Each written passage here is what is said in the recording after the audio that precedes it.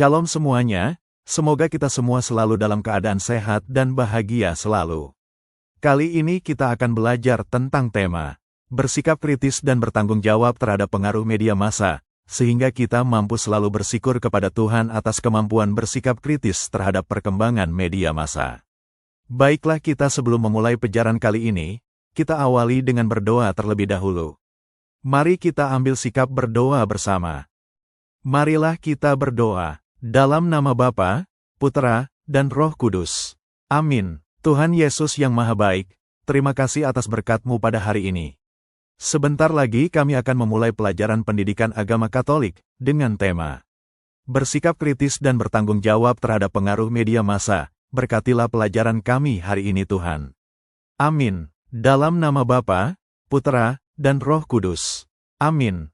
Sekarang kita akan mendalami pengalaman hidup sehari-hari berkaitan dengan penyebaran berita hoaks dalam masyarakat. Remaja rentan jadi penyebar berita hoaks. Anak remaja sangat rentan menjadi pelaku penyebaran hoaks atau berita bohong di jagat maya. Beberapa pelaku penyebaran hoaks yang berhasil ditangkap polisi ternyata masih berstatus pelajar. Hal ini sangat memprihatinkan. Menurut Head of Social Media Management Center dari kantor staf Presiden RI, Alois Wisnuhardana, remaja muda percaya pada hoaks karena anak muda memang cenderung emosional. Setiap informasi yang masuk, apalagi yang sensasional, akan langsung disebarkan. Selain itu banyak remaja yang malas membaca. Minat baca orang Indonesia berada di urutan 60 dari 61 negara, kata Wisnu dalam acara peluncuran kampanye, Enaknya Nggak Hoaks, yang digelar oleh salah satu produk makanan ringan di SMK Negeri 19 Jakarta. Data Kementerian Kominfo RI, di akhir tahun 2016 ada 800.000 situs yang terindikasi menyebarkan hoaks dan ujaran kebencian. Hoaks banyak disebar terutama melalui media sosial. Berdasarkan hasil survei We Are Social di tahun 2017, 18% pengguna media sosial berusia 13 sampai 17 tahun, yang merupakan usia pelajar. Berita hoaks atau bohong di jagat maya seringkali berdampak langsung pada kehidupan nyata. Misalnya saja aksi kekerasan antar kelompok ataupun hancurnya reputasi seseorang atau perusahaan.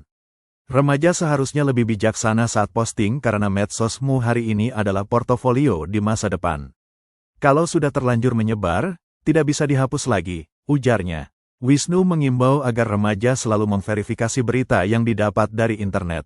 Cek kebenarannya dengan membaca sumber beritanya, bandingkan dengan 3 situs berita online lain apakah memuat yang sama, katanya di hadapan para pelajar SMKN 19.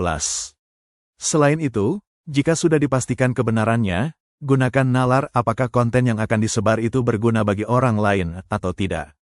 Kalau ternyata konten itu hoaks, laporkan saja. Ada banyak saluran untuk menyebarkan berita-berita palsu, paparnya.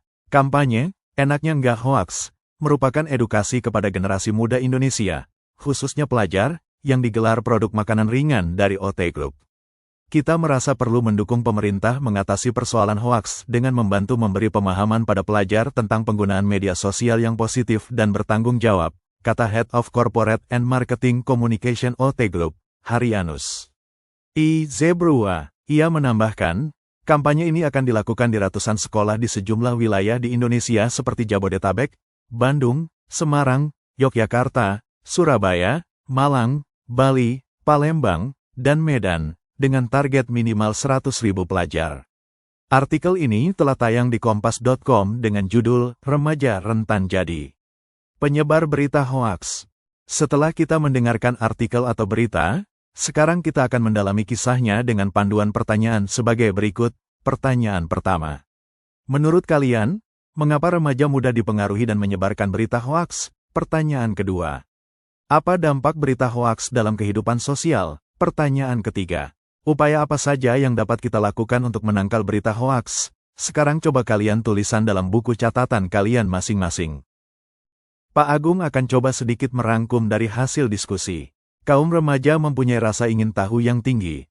Oleh karena itu mereka suka mencoba hal yang baru, termasuk kehadiran media. Kerap kali mereka tidak selektif dan menelan begitu saja apa yang disediakan oleh media dan tidak mencernanya dengan baik, sehingga mereka sering salah dalam mengambil keputusan. Akibatnya mereka menjadi kelompok yang rentan terhadap persebaran hoaks. Sehubungan dengan itu, remaja perlu mendapatkan bimbingan supaya mereka dapat bersikap kritis dalam memilih media dan mampu mengolahnya menjadi sesuatu yang dapat meningkatkan kualitas hidup mereka. Bersikap kritis tidak berarti menolak mentah-mentah tentang media, melainkan kita mencoba menyaringnya dan mampu mempertanggungjawabkan apa yang kita pilih dan kita percaya. Sikap kritis berarti mampu mempertimbangkan baik buruk sesuatu hal, selektif dan mampu membuat skala prioritas sebelum kita mengambil suatu sikap. Dengan demikian, kita akan dapat menempatkan media massa pada tempat yang semestinya bagi perkembangan diri kita. Media massa merupakan sebuah fasilitas yang diciptakan demi kesejahteraan hidup manusia. Berikut ini adalah dampak positif dan negatif dari media massa. 1. Dampak positif dari media massa dapat memberikan informasi dengan cepat, sekaligus dipakai untuk menyimpan informasi. Dapat dipakai untuk membangun sikap peduli antara satu dengan yang lain. Dapat membangun relasi dengan lebih mudah, memberikan kemudahan dalam bidang pendidikan, belanja, dan lain-lain. 2. Dampak negatif dari media massa. Berawal dari media sosial sering terjadi tindak kejahatan seperti penipuan, pembunuhan, penculikan, dan lain-lain. Membuat orang menjadi susah bersosialisasi dengan dunia sekitarnya. Situs media sosial akan membuat seseorang lebih mementingkan diri sendiri. Mereka menjadi tidak sadar akan lingkungan di sekitar mereka karena terlalu banyak menghabiskan waktu mereka dengan menggunakan internet. Media sosial dapat membuat anak-anak dan remaja menjadi lalai dan juga tidak bisa membagi waktu karena terlalu asyik dengan dunia maya. Upaya yang dapat dilakukan untuk menghindarkan hoaks adalah sebagai berikut.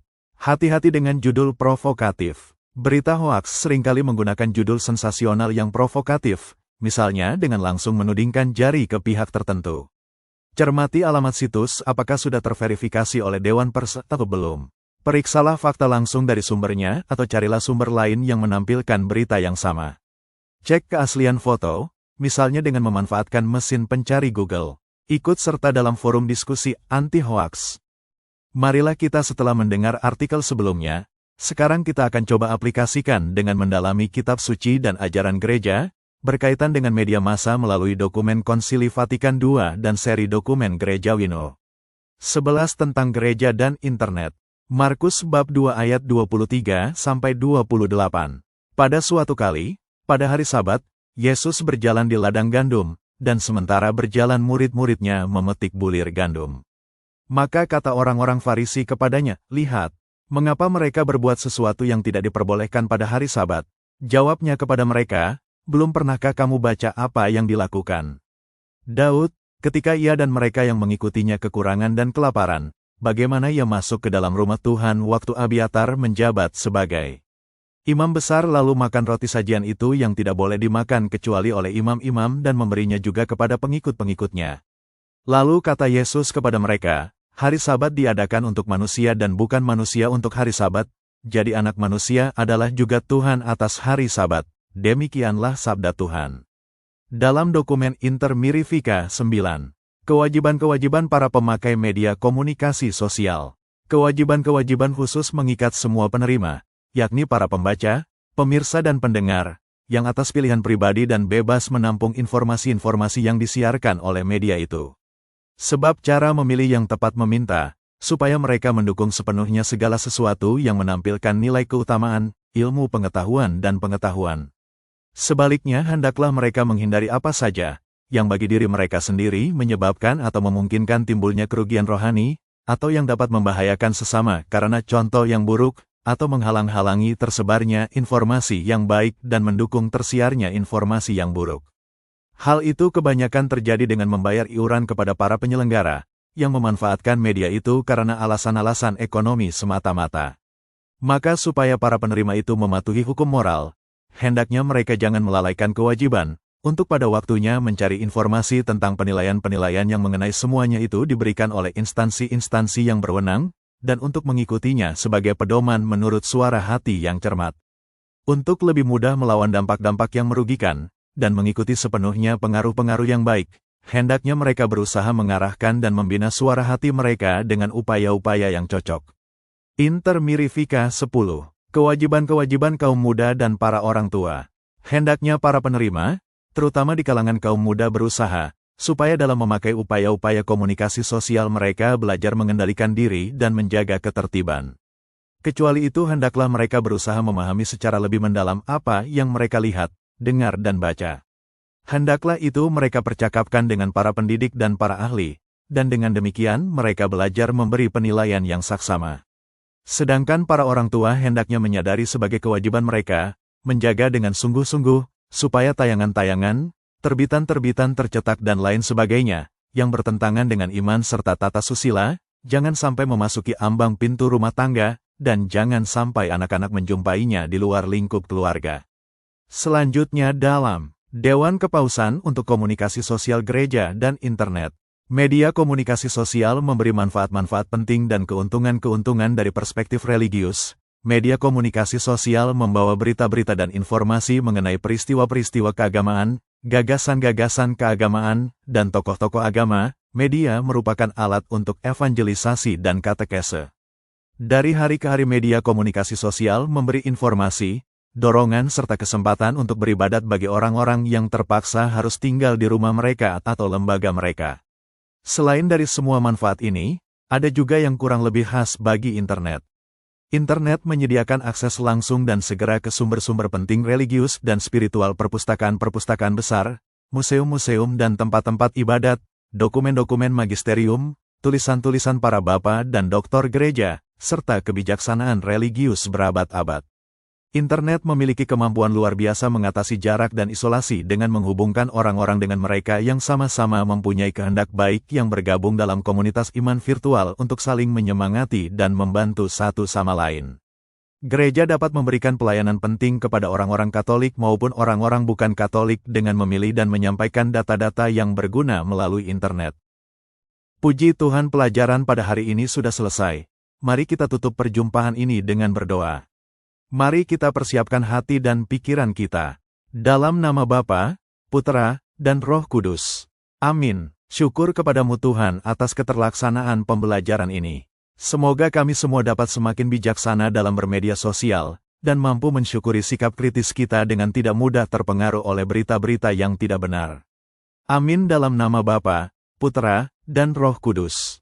Amin.